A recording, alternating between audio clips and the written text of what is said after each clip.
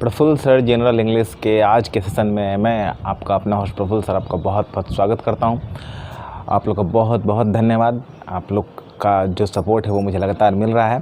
Subscribers की संख्या भी बढ़ रही है, हमारे व्यूज़ की ड्यूरेशन भी बढ़ रही है। ये बहुत अच्छी बात है कि आप लोग वीडियोस को काफ़ी हद तक पूरा देख रहे हैं, ये बहुत अच्छी बात है। चलिए, अब हमारा टेंस का सेक्शन पूरा हो गया था और आज हमारा है टेंस मॉक टेस्ट। ठीक है, एक प्रेजेंट का मॉक टेस्ट हमारा हो चुका था डिस्कशन, उसके वीडियोज़ आप लोग के पास है। अब हमारा है कंप्लीट, ठीक है, जो हमारा टेंस का डिस्कशन, इसका जो क्वेश्चन का लिंक है वो मैंने डिस्क्रिप्शन में दिया हुआ है। आप लोग पहले डिस्क्रिप्शन में जाएंगे और वहाँ लिंक से पहले उस क्वेश्चन को डाउनलोड कर लेंगे। क्वेश्चन आपके पास रहेगा तो ज़्यादा आप कंफर्टेबल रहेंगे। कोशिश कीजिए पहले आप उस क्वेश्चन को बना लीजिए, उसके बाद आप हमारे पूरे डिस्कशन को देखिए। अब चलिए, और जिन लोगों के पास असाइनमेंट है, ठीक है, हमारा, वो लोग पेज नंबर 10 देखें। ठीक है, पेज नंबर 10 में आप लोग को टाइम एंड टेंस मिल जाएगा। चलिए, इसमें जो क्वेश्चन नंबर 1 to 7 है ये ऑलरेडी हमारा प्रेजेंट वाले सेक्शन में डिस्कस हो गया था। ठीक है, हालांकि वो क्वेश्चन में दिया हुआ है, आपका जो आपको लिंक दिया गया उसमें भी, लेकिन मैं क्वेश्चन नंबर 8 से स्टार्ट करता हूँ। चलिए, क्वेश्चन नंबर 8, चलिए मैं अपना हेडिंग यहाँ पे देता हूँ, time and tense. Time and tense आज हमारा चल रहा है इसका मॉक क्वेश्चन सॉल्विंग। चलिए, ज़्यादा ज़रूरी होता है क्वेश्चन को बनाना। हम लोग आते हैं क्वेश्चन नंबर 8, देखा जाए क्वेश्चन नंबर 8 क्या दिया हुआ है। ध्यान से क्वेश्चन को भी देखिए। ही seems to be happy. He seems to be happy. ठीक है, ऑब्लिक सेक्शन ए हो गया। अगला आपको दिया गया because his family,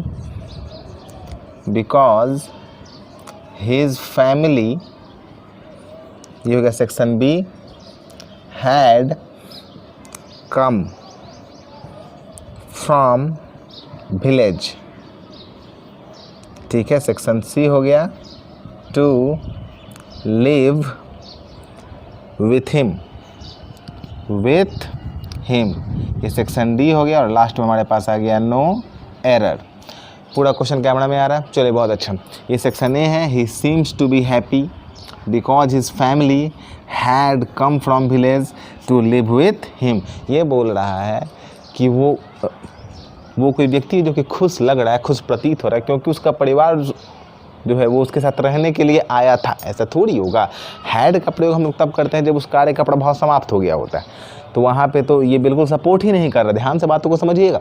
ठीक है, ही सीम्स, ये प्रभाव है, तो या तो परिवार आया होगा या फिर, ठीक है, अभी यहाँ पे मौजूद होगा। आपको प्रभाव को प्रेजेंट में दिखाना है तो आपको बाद वाले टेंस को प्रेजेंट में रखना होगा, वो भी प्रेजेंट परफेक्ट में, क्योंकि कोई भी घटना का प्रभाव जब तक रहता है वो प्रेजेंट परफेक्ट में रहता है।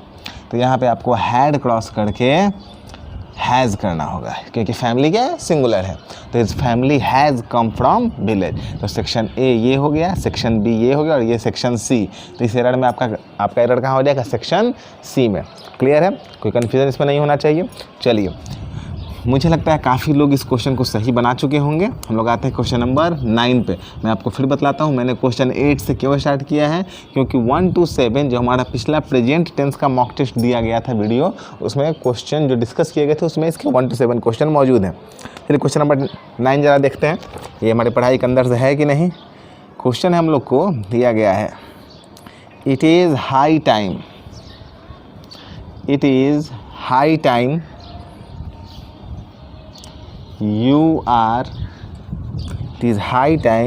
you are reading this work. My friend said to me, my friend, ध्यान से देखा जाएगा, मैं नीचे लिखता हूँ, my friend said to me। चलिए, अगला इसका सेक्शन है हमारा नो एरर। ये तो सवाल बहुत आसान है और ये सीधे हमारे थ्योरी से है, मैच कर रहा है। मुझे नहीं लग रहा है काफ़ी लोग इसमें कन्फ्यूजन होगा। आप लोगों को पढ़ाया गया था कि it is time, it is high time, it is right time, कि ठीक बात, आपको सिर्फ और सिर्फ पास्ट इंडेफिनिट का प्रयोग करना है। और यहाँ पे लिखा गया है यू आर रीडिंग, सीधे तौर पर गलत है। यहाँ पे यू आर रीडिंग, ये पूरा सेक्शन बी गलत है। आपको सेक्शन बी में लिखना होगा यू रीड, READ, क्योंकि रीड का तीनों रूप होता है रेड रेड रेड, लेकिन स्पेलिंग तीनों के सेम होते हैं। तो उसको सिंपल पास्ट में सब्जेक्ट प्लस वर्ब टू में हम लोग को बदलना होगा, subject plus verb two. Clear है। आर रीडिंग पूरे तौर से काटना होगा। यहाँ पे मैं यू को नहीं भी काटता हूँ, कन्फ्यूज आप लोग नहीं होंगे। मैंने काटा है आर और रीडिंग को यू तो रहेगा, यू रीड हो जाएगा। क्लियर है, आसान सा हमारा सवाल था। It is time, it is high time, it is right time, past indefinite के नियम को ज़रा ध्यान से देखेंगे। दोनों क्वेश्चन में कोई खास दिक्कत आप लोगों को नहीं है। चलिए हम लोग आते हैं क्वेश्चन नंबर 8 और 9 हमारा हो गया। क्वेश्चन नंबर 10 पे हम लोग आते हैं। ठीक है, क्वेश्चन 10, ध्यान से क्वेश्चंस को देखते चलिए और देखिए कि कहाँ तक आप इस सवालों को सही बना पाते हैं।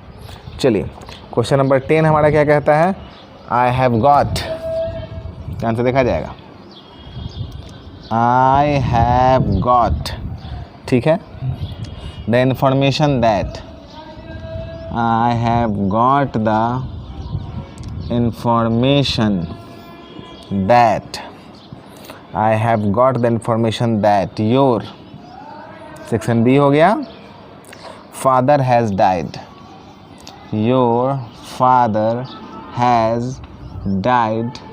चलिए यहाँ के बाद ऑब्लिक है बिल्कुल, और लास्ट में एक वर्ड लिखा गया है लास्ट वीक।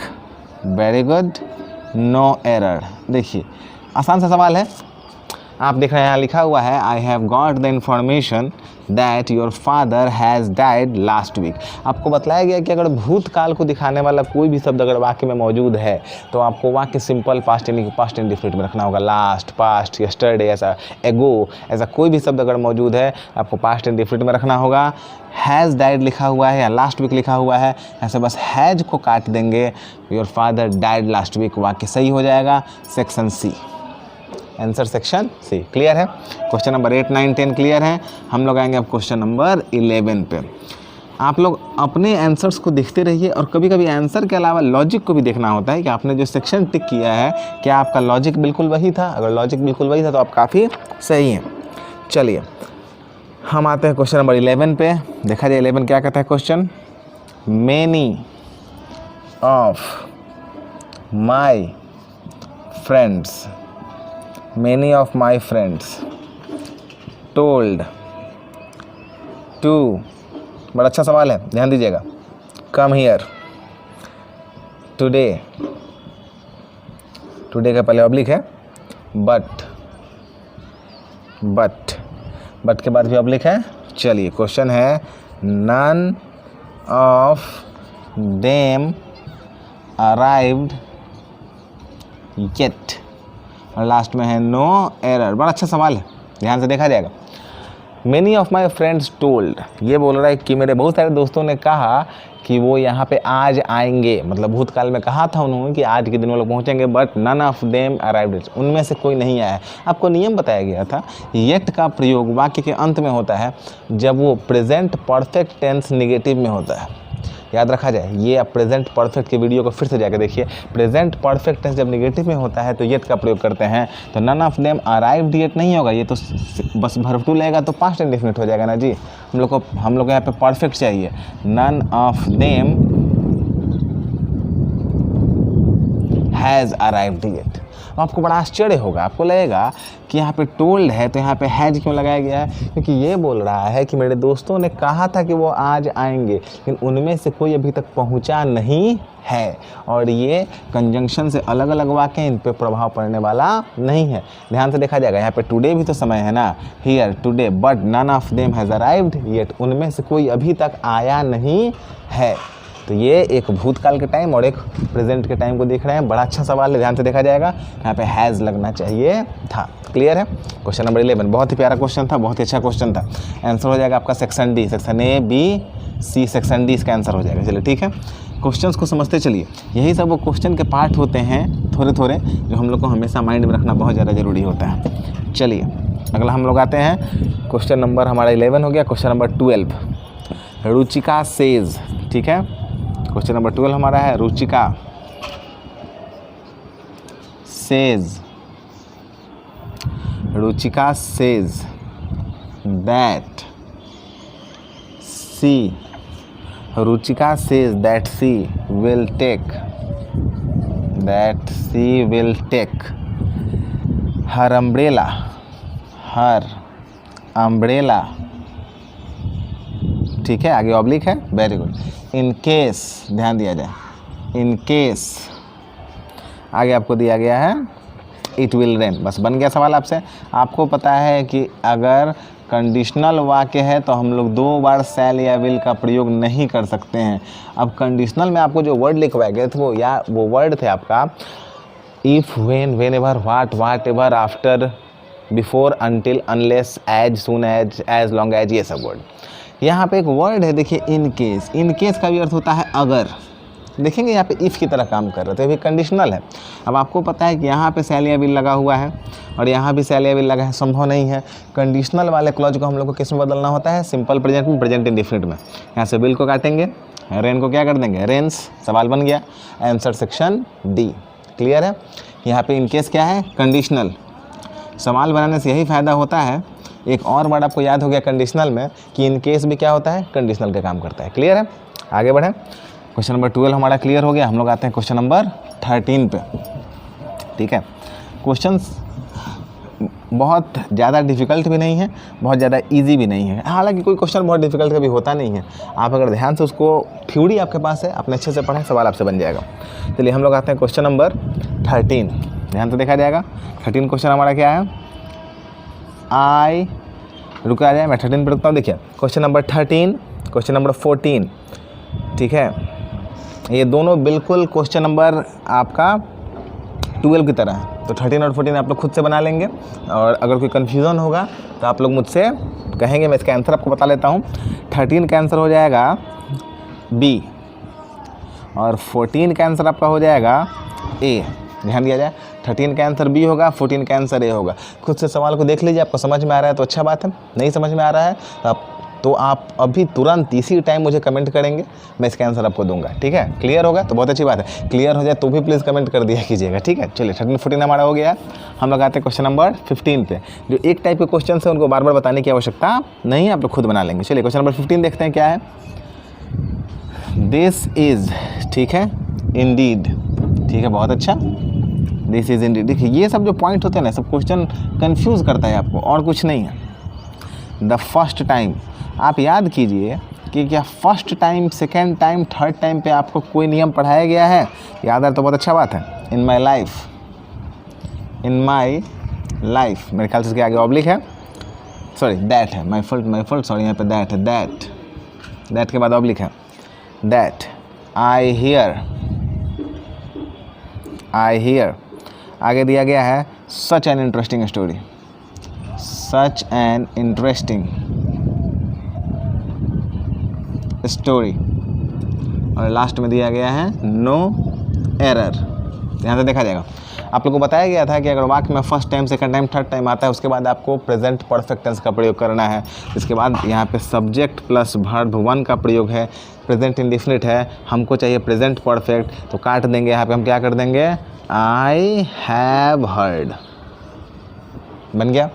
तो एरर किस में हो गया आपका? Section A, section B, section C. Error किस में हो गया? Section C. क्लियर है? क्वेश्चन नंबर 15 पे चलिए सवाल को देखते रहिए और ये देखिए कि आपको सारे क्वेश्चन समझ में आ रहे हैं या नहीं। नियमों का याद होना बहुत ज़्यादा ज़रूरी है और याद रट के नहीं होते हैं। एक बार 2 बार चीज़ों को पढ़ लेंगे, 2 बार सवाल को बना लेंगे, आपको नियम याद हो जाएंगे। क्लियर? आते हैं क्वेश्चन नंबर 16। ध्यान दिया जाए, पढ़ा हुआ क्वेश्चन है आपका, ये सीक्वेंस ऑफ टेंस का क्वेश्चन है। देखिए लिखा हुआ है, ध्यान से देखिएगा, सवाल को समझना है। Before the alarm had stopped, had के बाद क्या लिखा हुआ है? Stopped. Before the alarm had stopped ringing. ठीक है, एरर तो दिख गया। Veena had pulled up, Veena had pulled up,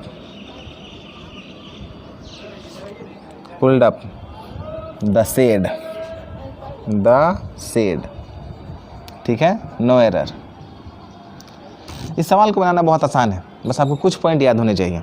आपको एक बार बस याद करना होगा कि यहाँ पे हैड लगाया गया है, यहाँ पे हैड लगाया गया है और यहाँ बिफोर लगाया गया है। अगर कंडीशनल है तो दोनों तरफ पास्ट परफेक्ट तो लगने वाला नहीं है। ठीक है, एक तरफ वुड हैव भी लग सकता है। दूसरी बात है कि सीक्वेंस ऑफ टेंस भी आपको याद होना चाहिए। बिफोर लगा है तो 2 घटना, एक घटना पहले, एक घटना बाद हुई होगी। Graph number 2, sequence of tense का graph 2। Please sequence of tense का वीडियो अगर आप लोग को ध्यान में होगा तो अच्छी बात है, नहीं ध्यान में होगा तो अभी कभी आप जाके सीक्वेंस ऑफ टेंस के वीडियो को देखिए, बहुत इंपॉर्टेंट वीडियो है, ठीक है। एक्सक्यूज़ मी, 1 मिनट का समय दीजिएगा। माइक। चलिए हम लोग आते हैं अब इसको, हम लोग को क्वेश्चन को समझना है, ठीक है। बहुत आसान तरीका है इसको समझने के लिए। मैं पहले एग्जांपल लिख देता हूँ। The patient had died before the doctor केम। ये एग्जाम्पल तो सबको याद होगा, कई बार दिया गया है। The patient had died before the doctor केम। मैं इसे ज़्यादा अच्छे से लिखता हूँ, आप लोग हैंड राइटिंग की बहुत ज़्यादा कंप्लेन करते हैं। The patient had died before the doctor केम। देखिए अब क्लियर है, आप थोड़ा ध्यान से देखिएगा। हम लोग को इस पॉइंट पर ध्यान क्या देना है कि बिफोर के बाद जो क्लॉज है वो पास्ट इंडेफिनिट में है। बिफोर के बाद जो क्लॉज है वो किस में है? पास्ट इंडेफिनिट में। और बिफोर के पहले जो क्लॉज है वो किस में है? पास्ट परफेक्ट में। ये इंग्लिश हम लोग को अधिकार देता है, समझिएगा ध्यान से, कि इस पूरे हिस्से को हम उठा के आगे ले जा सकते हैं, कोई खास फर्क पड़ने वाला नहीं। ध्यान दीजिएगा, बिफोर द डॉक्टर केम वाले हिस्से को आप उठा के इसके आगे भी लिख सकते हैं, कोई फर्क पड़ने वाला नहीं है। वही नियम बस यहाँ पे लगा दिया गया है। जैसे ही बिफोर लगाया हुआ है तो बिफोर के बाद वाला पास्ट इंडिफिनिट होना चाहिए और उसके बाद वाला पास्ट परफेक्ट होना चाहिए। तो एरर हमारा किस भाग में हो जाएगा? बी में। किस में हो जाएगा? बी। क्लियर है? फिर से ध्यान से समझिएगा। कंजंक्शन से लेके उसके बाद वाला क्लॉज कभी भी हम पहले वाले क्लॉज के आगे लेके आ सकते हैं, यहाँ पे लेके आ सकते हैं, लेकिन जब आएगा तो पूरा सेट आएगा। मतलब आप ये चीज़ याद कर सकते हैं कि बिफोर का, अगर बिफोर का इस्तेमाल करते हैं सीक्वेंस ऑफ टेंस में, तो बिफोर के ठीक बाद जो रहेगा टेंस वो हमेशा पास्ट इंडेफिनिट में रहेगा, और जिसके पहले रहेगा वो हमेशा पास्ट परफेक्ट में रहेगा। तो आप इसके आगे लेके आ गए तो ये तो अपने आप पास्ट परफेक्ट में हो गया ना। क्लियर है? ठीक है, चलिए क्वेश्चन नंबर 16 बहुत अच्छा क्वेश्चन था। ऐसे क्वेश्चंस को बार बार देखना चाहिए और समझना चाहिए। अब हम लगाते हैं क्वेश्चन नंबर 17। आप लोग को जो लिंक दिया गया है उसमें लगभग 40 क्वेश्चन है, 40 क्वेश्चंस। प्लीज़ पूरा क्वेश्चन आप लोग को बना लेना है, एक एक क्वेश्चन, आलस नहीं करना है। और सारे क्वेश्चंस बनाने के बाद देखना है कि कहाँ तक आप सही हैं, कहाँ तक आप गलत हैं, कितने आंसर्स आपको सही मिल रहे हैं, कितने आंसर्स आपको गलत मिल रहे हैं। क्लियर है? चलिए अब हम लोग आते हैं क्वेश्चन नंबर 17। ठीक है, चलिए क्वेश्चन नंबर 17 बहुत आसान है और ये आपको पहले भी पढ़ा दिया गया है, इसलिए मैं इस पर ज़्यादा टाइम नहीं लूँगा। इसका आंसर मैं आपको बताता हूँ। 17 का आंसर होगा ए। 17 का आंसर होगा ए। क्यों? अगर आपको मालूम चल रहा है तो अच्छी बात है, नहीं चल रहा है तो अभी के अभी तुरंत कमेंट करेंगे 17 के डिस्कशन के लिए। ठीक है, चलिए क्वेश्चन नंबर 18 को मैं देखता हूँ। He uses to study at least till 10 o'clock। चलिए ये अच्छा सवाल है, मैं थोड़ा सा देखता हूँ। सवाल तो बहुत आसान है, आप लोग काफ़ी हद तक बना भी लिए होंगे, लेकिन इसमें कुछ डिस्कशन है। ही यूजेज टू स्टडी, ठीक है, eight least till 10 o'clock, eight least till 10 o'clock, ठीक है, at night, at night, and then he goes to bed, he goes to bed। देख रहे हैं, आसान सवाल है, नो एरर। काफ़ी लोग इसे बना चुके होंगे, ध्यान से देखा जाएगा। ये उसके एक रूटीन की बात हो रही है, ये उसके हैबिट की, आदत की, रूटीन की बात हो रही है। जब आप किसी के हैबिट या रूटीन की बात करते हैं तो आपको प्रेजेंट इंडेफिनिट का प्रयोग करना होता है। आप देखते हैं यहाँ पे लिखा गया है ही गोज़ टू बेड, ये प्रेजेंट इंडेफिनिट है। ही यूजेज टू स्टडी, नहीं, ये प्रेजेंट इंडेफिनिट है, लेकिन ये गलत वाक्य। क्यों? देखिए, यूजेज टू या यूज टू नाम का वर्ड इंग्लिश में एग्जिस्ट नहीं करता है, गौर से देखा जाएगा। यूज टू एग्जिस्ट नहीं करता है, यूजेज टू एग्जिस्ट नहीं करता है। हाँ, यूज्ड टू जरूर एग्जिस्ट करता है, ये एक मॉडल्स है, ठीक है, मॉडल है एक यूज टू, जो कि भूतकाल की आदत को दिखलाता है। ये हम मॉडल सेक्शन में देखेंगे, लेकिन आप जानिए कि यूज टू और यूजेज टू एग्जिस्ट नहीं करता है, तो ये गलत है। तो इसलिए इनको आपको काटना होगा, ये कट गया। अब ही स्टडीज़ करना होगा आपको, ठीक है, आपको करना होगा ही स्टडीज़। देखिए बन गया, he studies at least till 10 o'clock बन गया। तो सेक्शन ए में इसका एरर है। काफ़ी लोग इस पर सही होंगे, अगर कन्फ्यूज़न होगा तो प्लीज़ आप मुझे बताएंगे। 18 बन गया, 17 मैंने बता दिया है। हम लोग आते हैं क्वेश्चन नंबर 19। ठीक है। देखिए डिस्कशन बहुत ही कॉमन सी चीज़ है, आपको हर एक क्वेश्चन का लॉजिक पता होना चाहिए, आपको पता होना चाहिए कि उसे कैसे बनाया गया है, उसके बाद हम लोग आगे बढ़ सकते हैं। चलिए ठीक है, हम आते हैं क्वेश्चन नंबर 19। चलिए 19 क्वेश्चन हमारा क्या बोल रहा है, sorry I must change the marker. Question number 19, if he had, देखिए इफ़ लगा हुआ और हैड लगा हुआ, यहीं पे दिमाग आपका बस चलना शुरू हो जाना चाहिए। Time to spare, he would spend, वाह बहुत अच्छा सवाल, बहुत अच्छा सवाल है, ध्यान दिया जाए। Them with his family, no error. ध्यान से देखा जाए, बहुत लोग को लगेगा कि यहाँ पे हैड है तो यहाँ पे हम लोग को यहाँ पे वुड हैव लिखना चाहिए, एकदम गलत है। ध्यान से देखा जाएगा, ये कंजंक्शन हो गया, सब्जेक्ट हो गया, वर्ब हो गया और ऑब्जेक्ट हो गया। ध्यान से देखा जाएगा, सब्जेक्ट वर्ब ऑब्जेक्ट। वर्ब का कौन सा रूप है ये, दूसरा।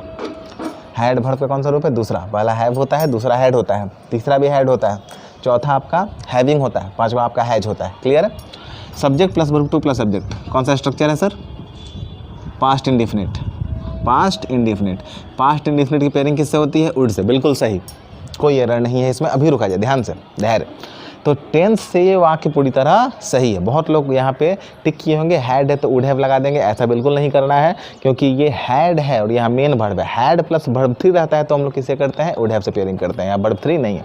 यहाँ पे एक बहुत ही पॉइंटेड एरर है, ही वुड स्पेंड देम। ये देम किसके लिए आया है, टाइम के लिए। टाइम क्या है, सिंगुलर, क्या होना चाहिए, इट। प्रोनाउन का क्वेश्चन है, जो लोग क्लास करते हैं उन्हें पता होगा कि हमारे हर एक असाइनमेंट के हर एक चैप्टर में पिछले चैप्टर से कुछ क्वेश्चंस होते हैं ताकि वो रिवीजन हो जाए। प्रोनाउन का क्वेश्चन, ये क्वेश्चन प्रोनाउन का है, आप लोगों से बनना चाहिए था। ये देम किसके लिए आया है, टाइम के लिए। टाइम सिंगुलर होता है तो उसके लिए हम लोग इट का प्रयोग करेंगे, ना कि देम का। बन गया सवाल, आसान सवाल था। देखिए अगर आपका गलत हुआ है तो यही सब वो पॉइंट होता है जहाँ हम लोग एग्जाम में मिस कर जाते हैं, ध्यान दीजिएगा। चलिए हम लोग आते हैं क्वेश्चन नंबर 20। क्वेश्चंस को देखते रहिए, यही सब वो क्वेश्चंस होते हैं, ठीक है। अगर ये कॉन्सेप्ट आपको अच्छा लगा तो प्लीज़ कमेंट कीजिए, ठीक है। जो भी अच्छा लगे या बुरा लगे आप लोगों को कमेंट करना चाहिए, क्योंकि देखिए क्लास तो है नहीं, क्लास में हमारे बीच में काफ़ी बातचीत भी होती है, हमें पता चल जाता है क्या समझ रहे हैं क्या नहीं। यहाँ हमारे पास एक ही जरिया है, कमेंट, ठीक है। तो प्लीज़ उसे किया जाए, ठीक है, कोई कंजूसी ना करे उसमें। चलिए हम लोग आते हैं, अगला हमारा क्वेश्चन नंबर है क्वेश्चन नंबर 20। क्वेश्चन नंबर 20 आप लोगों से बन जाएगा, पढ़ाया हुआ है, विल वाले कॉन्सेप्ट पे है। इसमें मैं आपको आंसर बतलाता हूँ। 20 का आंसर होगा डी, 20 का आंसर होगा डी, बना लीजिएगा। 21, ठीक है, बड़ा अच्छा सवाल है 21। 20 का आंसर डी लिख लिए। 21 बड़ा अच्छा सवाल है, ध्यान से देखा जाएगा। 21, if he would have done this, if he would have done this, he would done wrong। समझिएगा ध्यान से, बड़ा अच्छा सवाल है। and would have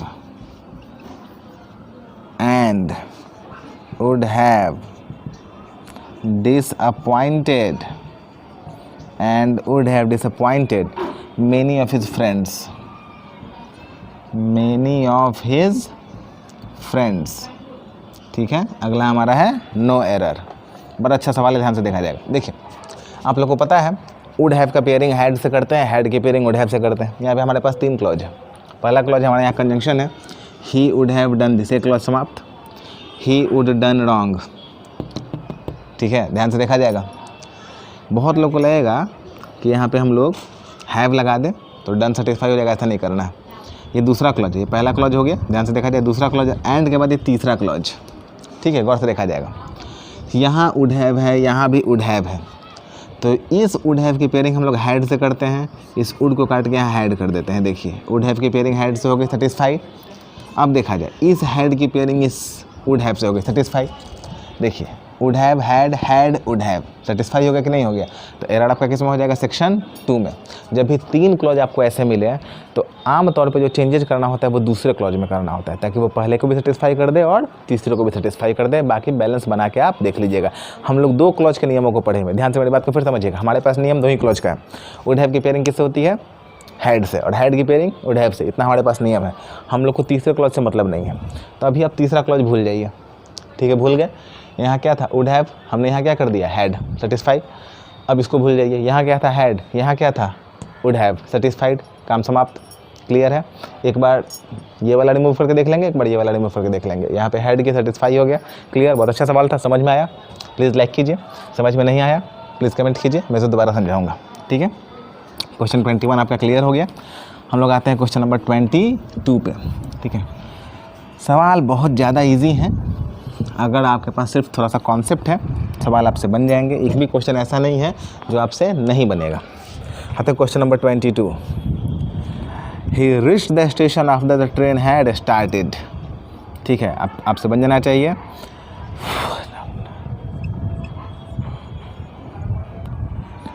इसमें आंसर आपका होना चाहिए। देखिए 22 में आंसर होगा नो एरर। आपको याद होगा, ठीक है? The doctor came after the patient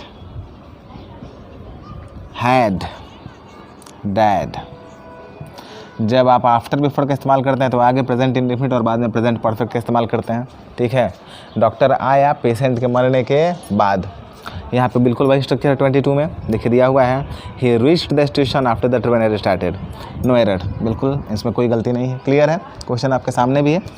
चलिए क्वेश्चन पहले डाउनलोड कर लीजिएगा प्लीज़। सामने क्वेश्चन रहेगा तो ज़्यादा अच्छा रहेगा। 23 बड़ा अच्छा सवाल है, ध्यान से देखा जाएगा। 23 बहुत अच्छा सवाल है, ध्यान दीजिएगा। I wish he saw you when you were living in Delhi. Last है हमारा no error. Section A, section B, section C, section D, section E. अच्छा आसान सवाल है। ये बोलता है काश, आई विश का अर्थ होता है काश। ठीक है? ये बोलता है काश जब तुम दिल्ली में रह रहे थे तो उसने तुम्हें देखा होता। अनफुलफिल्ड विश, आपको पता है कि अनफुलफिल्ड विश को दिखाने के लिए किसका प्रयोग करते हैं? Past perfect. पास्ट परफेक्ट के वीडियो को फिर से देखिए जाके। पास्ट परफेक्ट का इस्तेमाल हम लोग करते हैं अनफुलफिल्ड विश को दिखाने के लिए। तो ही सौ को काटेंगे, हैड करेंगे और यहाँ पे क्या कर देंगे? Seen you. सेक्शन बी में एरर हो जाएगा। आज के बाद आप ट्रिक याद कर लेंगे। सीधा ट्रिक आपको याद हो जाएगा, I wish plus past perfect. कभी भी अगर आई विश का इस्तेमाल उसके बाद आपको किसका इस्तेमाल करना है? पास्ट परफेक्ट का। सवाल बनकर तैयार हो गया। हमारा क्वेश्चन नंबर 23 तक बन के तैयार हो चुका है। 24 से लेके 40 तक आप लोग बना लेंगे।